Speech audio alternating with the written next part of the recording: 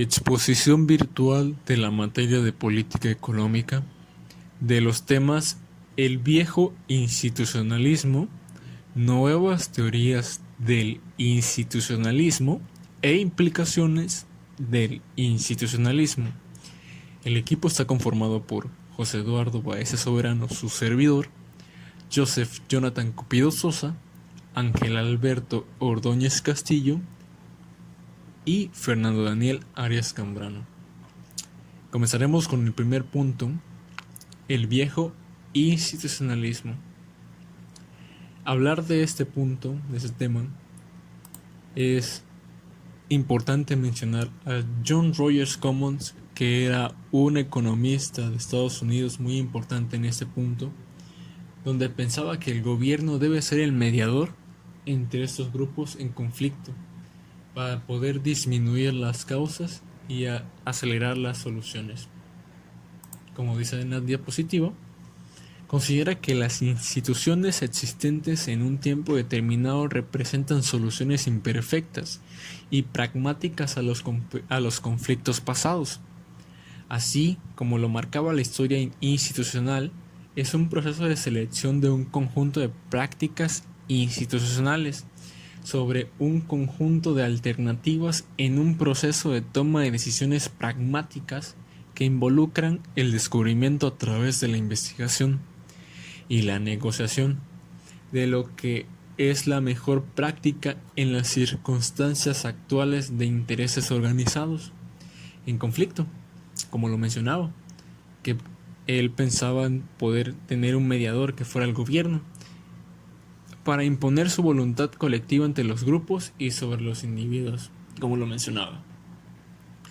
Los institucionalistas describen las instituciones como acción de gobierno en los campos organizacionales. Esa era la idea de los de este campo de institucionales, que lo consideraban así. Las instituciones son consideradas como recursos de los agentes y actores racionales para obtener el logro de sus objetivos. Las instituciones son esquemas, normas y regulaciones humanamente divisados que permiten y constriñen la conducta de los actores y sociales y hacen predecible significativamente la vida social, como lo mencionan economistas como Scott, North, Dimago y Powell. La sociología política y el institucionalismo de la ciencia política fundamentaron conceptualmente la noción del buen gobierno, empujando la instauración de procesos de gobernabilidad democrática y el análisis de los procesos de información de la política. Una definición histórica de los postulados del institucionalismo fue propuesta en 1932 por Willard R. Atkins, quien los resumía en 5. Son los comportamientos de grupo y no los precios los que deben estar en el centro del análisis económico. Se debe poner más atención a las regularidades de las costumbres, hábitos y leyes en tanto que organizan la vida económica.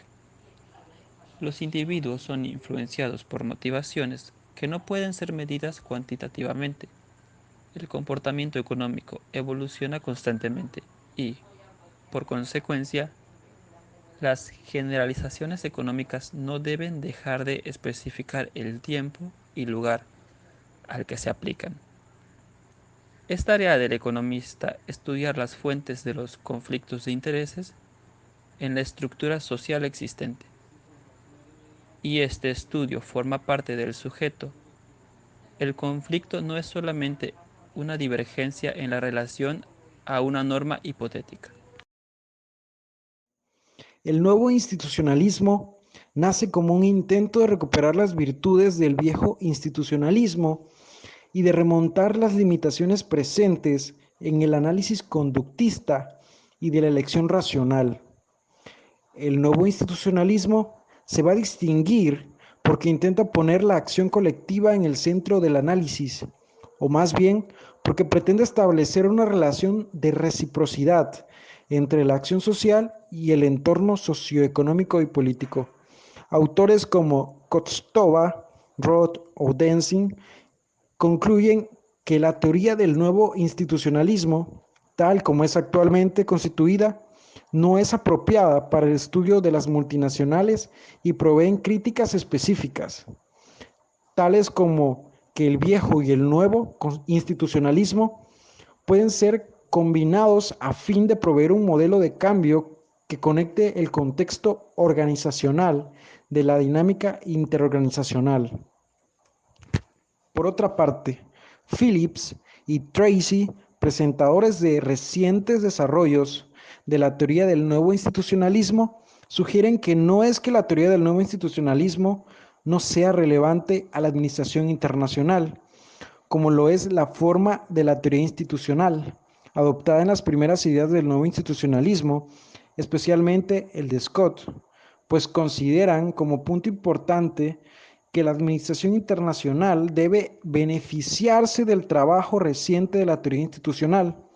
El concepto de campo organizacional provee un marco de referencia útil y el estudio de las multinacionales beneficia en forma más desarrollada y consistente el uso del concepto y el concepto de emprendimiento institucional. Es central en la teoría del nuevo institucionalismo, pero permanece marginal en los análisis institucionales de la administración internacional. Implicaciones del institucionalismo. Las implicaciones del nuevo llamado institucionalismo. Las perspectivas desde la ciencia política. Existen al menos 7 versiones para conceptualizar al nuevo institucionalismo.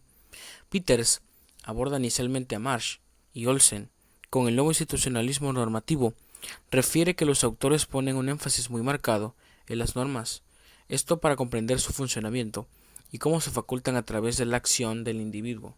En contraste, el autor analiza la teoría de la elección racional, prosiguiendo con el institucionalismo histórico, el empírico y sus efectos en la formulación de políticas públicas, el institucionalismo internacional, el institucionalismo social y finalmente a lo que él refiere como instituciones de representación de intereses, poniendo en el escenario a los partidos políticos y a los grupos de interés.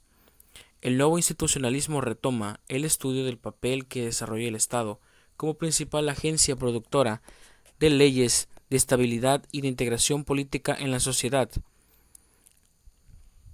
importancia que también se le otorga a los partidos políticos, grupos comerciales, grupos económicos, organizaciones no gubernamentales, organizaciones sociales, etc.